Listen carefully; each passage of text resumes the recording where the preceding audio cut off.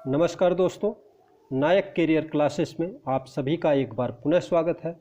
दोस्तों, हम लोग कक्षा 6 की जो ज्योग्राफी की एनसीईआरटी की टेक्स्ट बुक है, पुस्तक है, उसका अध्ययन कर रहे हैं।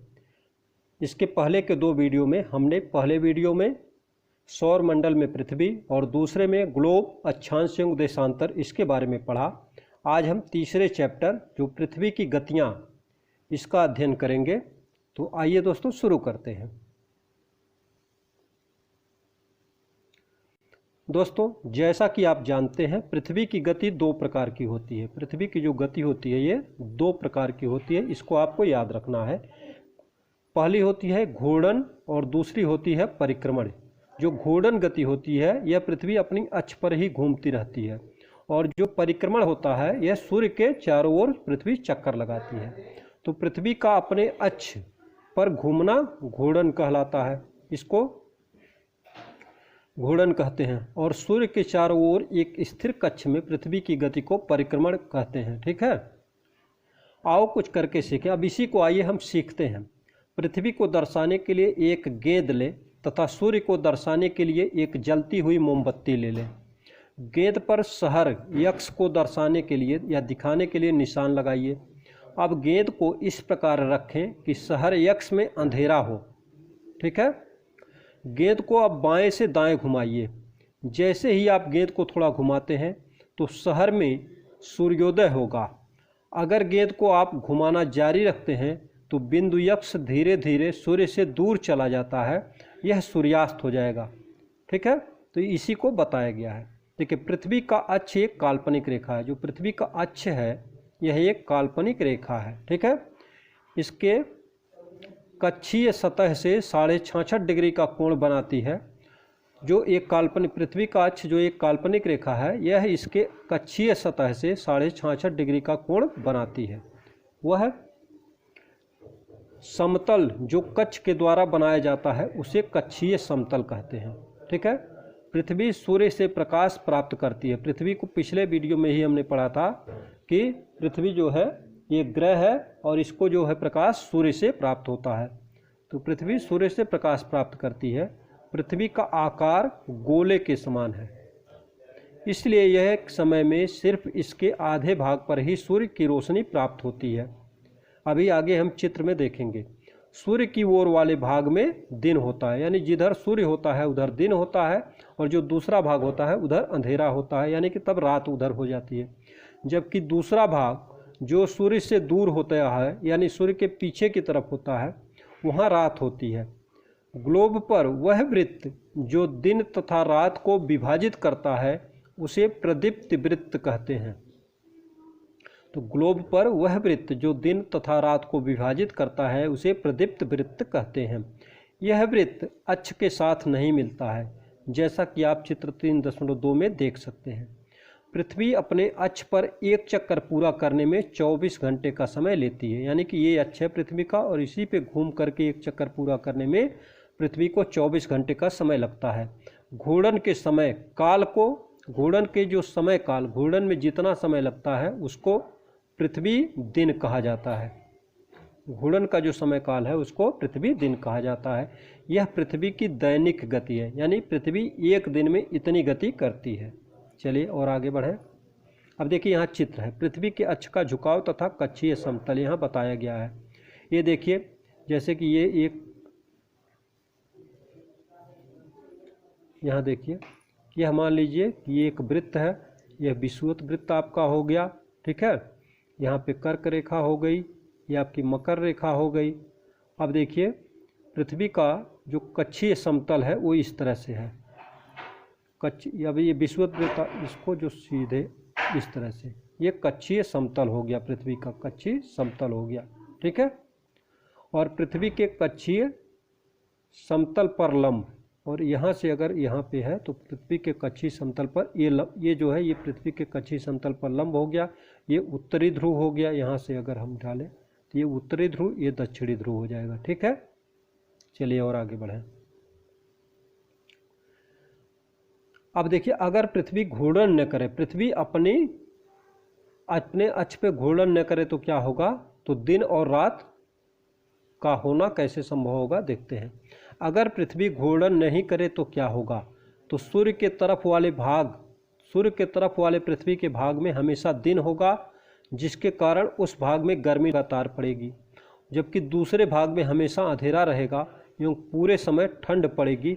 इस तरह की अवस्था में जीवन संभव नहीं हो पाएगा।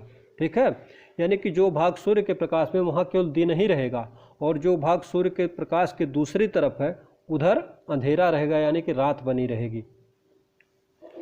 अब कह रहा है, क्या आप जानते हैं कि प्राचीन भारतीय खगोल शास्त्री आर्यभट्ट ने बताया था कि पृथ्वी गोल है? तो सबसे पहले किसने बताया था कि पृथ्वी गोल है? तो उनका नाम है आर्यभट्ट। आर्यभट्ट ने बताया कि पृथ्वी गोल है और अपने अक्ष पर घूर्णन करती रहती है, घूमती रहती है।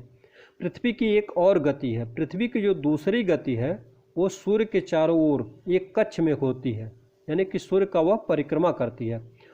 ठीक है, इसी को परिक्रमण कहा जाता है। पृथ्वी एक वर्ष या 365 सही 1/4 दिन में, कितने दिन में? 365 सही 1/365 दिन पूरा और एक दिन का 1/4 भाग, यानी कि 6 घंटे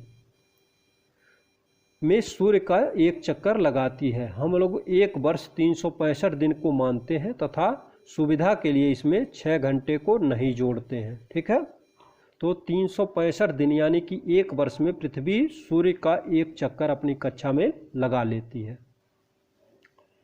चलिए और आगे बढ़ें। अब देखिए यहाँ पे फिर बताया गया है, यहाँ पे देखिए ये विषुव है। ठीक है, ये उत्तरी ध्रुव, ये दक्षिणी ध्रुव है।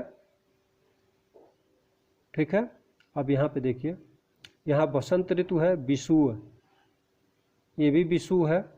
23 सितंबर, 21 मार्च और 23 सितंबर को दिन और रात बराबर होते हैं। 4 वर्षों में प्रत्येक वर्ष के 6 घंटे मिला करके, अब एक वर्ष में 6 घंटा बच गया, फिर ऐसे ऐसे जब 4 वर्ष हो जाएंगे तो 6-6 घंटे मिल करके कुल 24 घंटे के बराबर हो जाएंगे। और इसके अतिरिक्त दिन को फरवरी के महीने में जोड़ा जाता है। फरवरी आप जानते हैं 28 दिन का होता है, लेकिन इस तरह से 6-6 घंटे जुड़ करके जो 24 घंटे बनता है, यानी एक दिन के बराबर होता है, उसी को फरवरी के महीने में जोड़ देते हैं तो उस वर्ष फरवरी 29 दिन की हो जाती है। तो प्रत्येक चौथे वर्ष फरवरी माह 28 के बदले 29 दिन का होता है। ऐसा वर्ष जिसमें 366 दिन हो जाते हैं उसको लीप वर्ष कहते हैं। तो लीप वर्ष पहचानने के लिए अगर किसी वर्ष के अंतिम 2 अंकों से बने संख्या को 4 से विभाजित कर देते हैं तो उस वर्ष में लीप वर्ष होता है। ठीक है, देखिए ये सूर्य है, सूर्य का प्रकाश इधर पड़ रहा है, इधर भी पड़ रहा है, इधर भी पड़ रहा है।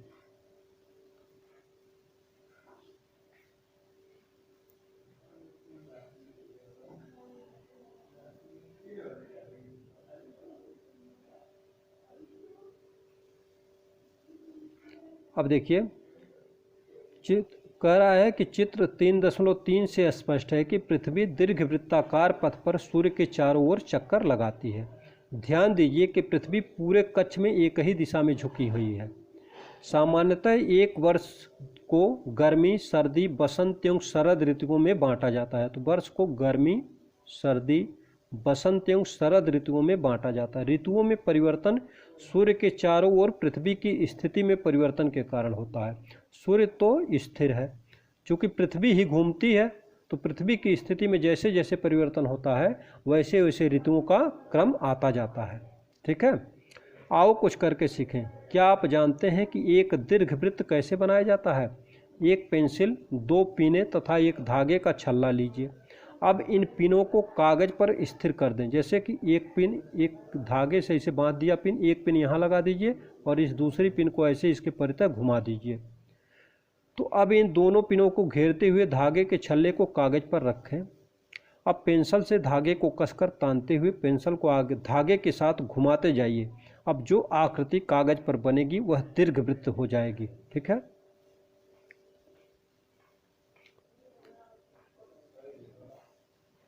कह रहा है चित्र 3.3। देखिए यहाँ पे ये है, ये ग्लोब है, पृथ्वी है, यहाँ उत्तरी ध्रुव है, यहाँ दक्षिणी ध्रुव है। ठीक है, अब देखिए यहाँ 21 मार्च को बसंत एक विषु होता है, इसको कहते हैं बसंत ऋतु आती है 21 मार्च को। ठीक है, तो 21 मार्च को उत्तरी ध्रुव पर बसंत ऋतु होता है और दक्षिणी ध्रुव पे शरद ऋतु रहेगी। उसी तरह से 21 जून को इसको उत्तर अयनांत कहा जाता है, तो उत्तरी गोलार्ध में ग्रीष्म ऋतु रहेगी। उत्तरी गोलार्ध में देखिए, उत्तरी गोलार्ध यानी उत्तरी गोलार्ध वाला भाग, ठीक है, इसमें सूर्य की किरणें, सूर्य का प्रकाश पड़ रहा है, तो ग्रीष्म ऋतु। दक्षिणी गोलार्ध में शीत ऋतु हो जाएगी। ठीक है, यहाँ देखिए फिर आते हैं शरद ऋतु।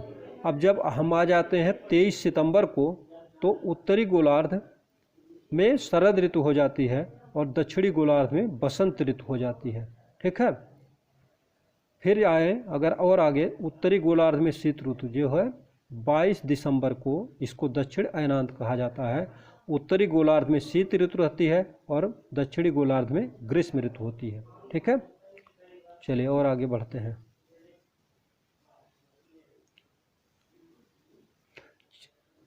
चित्र 3.3 में आपने देखा कि 21 जून को उत्तरी गोलार्ध सूर्य की तरफ झुका है, तो सूर्य की किरणें कर्क रेखा पर सीधी पड़ती हैं। इसके परिणाम स्वरूप इन क्षेत्रों में ऊष्मा अधिक प्राप्त होती है, तो ध्रुवों के पास वाले क्षेत्रों में कम ऊष्मा प्राप्त होती है। ठीक है, क्योंकि वहाँ सूर्य की किरणें तिरछी पड़ती हैं। उत्तर ध्रुव सूर्य की तरफ झुका होता है तथा उत्तरी ध्रुव रेखा के बाद वाले भागों पर लगभग 6 महीने तक लगातार दिन रहता है। चूँकि उत्तरी गोलार्ध के बहुत बड़े भाग में सूर्य की रोशनी प्राप्त होती है, इसलिए विषुवत वृत्त के उत्तर वाले उत्तरी भाग में गर्मी का मौसम होता है। 21 जून को इन क्षेत्रों में सबसे लंबा दिन तथा सबसे छोटी रात होती है। पृथ्वी की इस अवस्था को उत्तर अयनांत कहते हैं। उत्तर अयनांत 21 जून को होता है और उत्तर अयनांत वाले क्षेत्रों में 21 जून को सबसे लंबा दिन तथा सबसे छोटी रात होती है। अब आइए कुछ और करके सीखते हैं। एक ही दिशा में पृथ्वी के झुकाव को समझने के लिए मैदान पर एक बहुत बड़ा दीर्घवृत्त बनाएं। जैसे एक कोई मैदान ले लें, एक बड़ा सा दीर्घवृत्त बना लीजिए, छड़ी में एक लगा हुआ एक झंडा लें, दीर्घवृत्त वाली रेखा पर कहीं भी खड़े हो जाएं, वहां से दूर स्थित किसी वृक्ष के सबसे ऊपरी हिस्से के किसी बिंदु की ओर झंडे से दिखाएं। अब झंडे को उसी स्थिर बिंदु की तरफ रखते हुए दीर्घवृत्त पर चलें। इसी प्रकार पृथ्वी का अक्ष हमेशा एक ही स्थिति में झुका हुआ रहता है। पृथ्वी के परिक्रमण तथा पृथ्वी के अक्ष के निश्चित दिशा में झुके होने के कारण ऋतु में परिवर्तन होता है। ठीक है, आगे देखिए, 22 दिसंबर को दक्षिणी ध्रुव के 22 दिसंबर को क्या होता है, 22 दिसंबर को दक्षिणी ध्रुव के सूर्य की ओर झुके होने के कारण मकर रेखा पर सूर्य की किरणें सीधी पड़ती हैं। तो चूंकि सूर्य की किरणें मकर रेखा पर लंबवत पड़ती हैं, इसलिए दक्षिणी गोलार्ध के बहुत बड़े भाग में प्रकाश प्राप्त होता है। इसलिए दक्षिणी गोलार्ध में लंबे दिन तथा छोटी रात वाली ग्रीष्म ऋतु होती है। दक्षिणी गोलार्ध में 22 दिसंबर को दिन काफ़ी बड़ा हो जाता है और रातें छोटी हो जाती हैं। इसके ठीक विपरीत स्थिति उत्तरी गोलार्ध में होती है। पृथ्वी की इस अवस्था को दक्षिण अयनांत कहा जाता है। क्या आप जानते हैं कि ऑस्ट्रेलिया में ग्रीष्म ऋतु में क्रिसमस का पर्व मनाया जाता है? ऑस्ट्रेलिया में ग्रीष्म ऋतु में क्रिसमस का पर्व मनाया जाता है और भारत में शरद ऋतु में मनाया जाता है। 21 मार्च एवं 23 सितंबर को सूर्य की किरणें विषुवत वृत्त पर सीधी पड़ती हैं। जो विषुवत रेखा है, इस पर सूर्य की किरणें सीधी पड़ती हैं। इस अवस्था में कोई भी ध्रुव सूर्य की ओर नहीं झुका होता है, इसलिए पूरी पृथ्वी पर रात एवं दिन बराबर होते हैं। ठीक है, 21 मार्च और 23 सितंबर की स्थिति देखने के लिए हम थोड़ा सा पीछे चलते हैं और 3.3 वाला चित्र देखेंगे। देखिए, 21 मार्च और 23, तो यहाँ 21 मार्च है, यहाँ 23 सितंबर है, तो सूर्य की किरणें सीधी पड़ रही हैं। ठीक है, इसलिए यहाँ पर दिन और रात बराबर होते हैं।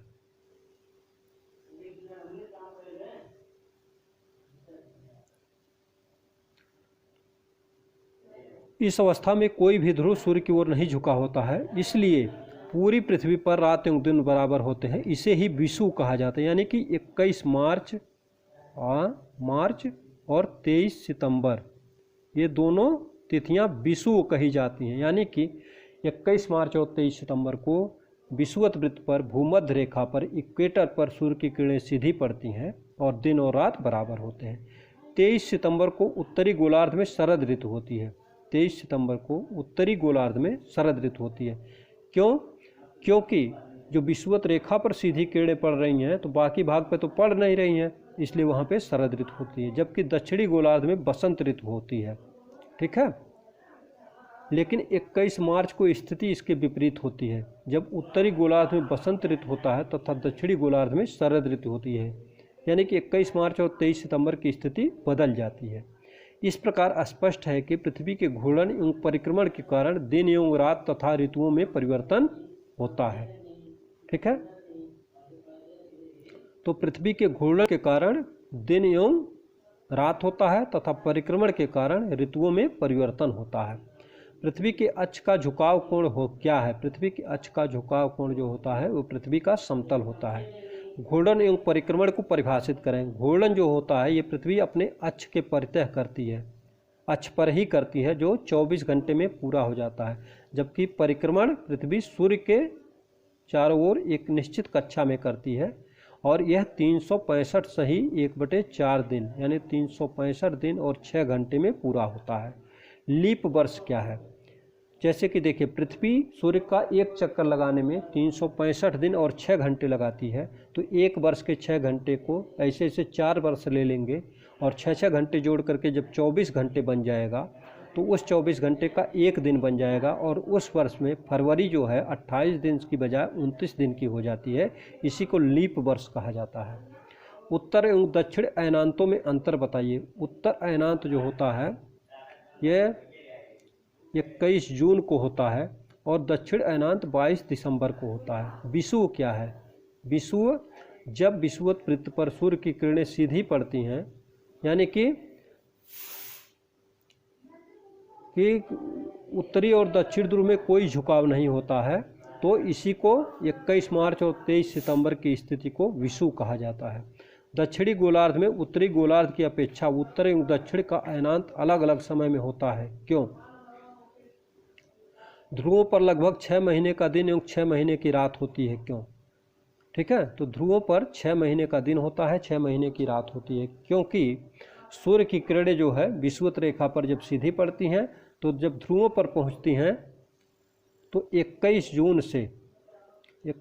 से जब 22 सितंबर तक जाती हैं तो इसमें 6 महीने का जो अंतराल आता है, उसी के कारण ध्रुवों पर 6 महीने का दिन एवं 6 महीने की रात होती है। पृथ्वी की सूर्य के चारों ओर की गति को क्या कहा जाता है? सूर्य के चारों ओर की गति को परिक्रमण कहा जाता है। सूर्य की सीधी किरणें विषुवत वृत्त पर किस दिन पड़ती हैं? सूर्य की सीधी किरणें विषुवत वृत्त पर 21 मार्च को पड़ती हैं। 21 मार्च को भी पड़ती हैं और 23 सितंबर को भी पड़ती हैं।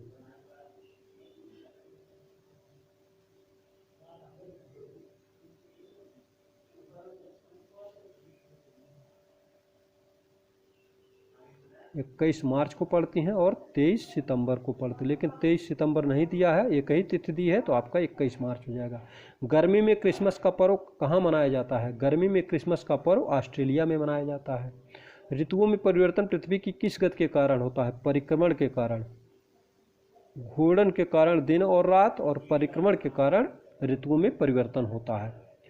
एक लीप वर्ष में दिनों की संख्या हो जाती है 366 दिन हो जाते हैं। पृथ्वी की प्रतिदिन की गति को क्या कहते हैं? पृथ्वी की दैनिक गति कहते हैं। क्या कहते हैं इसको? दैनिक गति। पृथ्वी सूर्य के चारों ओर एक निश्चित कक्ष में घूमती है। ठीक है।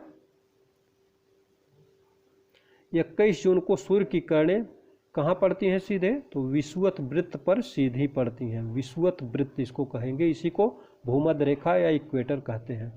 ठीक है। शरद ऋतु में दिन छोटे होते हैं। ठीक है। इस तरह से आपने आज पृथ्वी की दैनिक गतियों के बारे में हम लोगों ने पढ़ा। आशा ही नहीं, पूर्ण विश्वास है यह वीडियो लेक्चर आपको अवश्य ही पसंद आया होगा। और अगर अभी तक आपने इस चैनल को सब्सक्राइब नहीं किया है तो सब्सक्राइब करके बेल आइकन दबाना बिल्कुल ना भूलें। आपका दिन शुभ हो। धन्यवाद।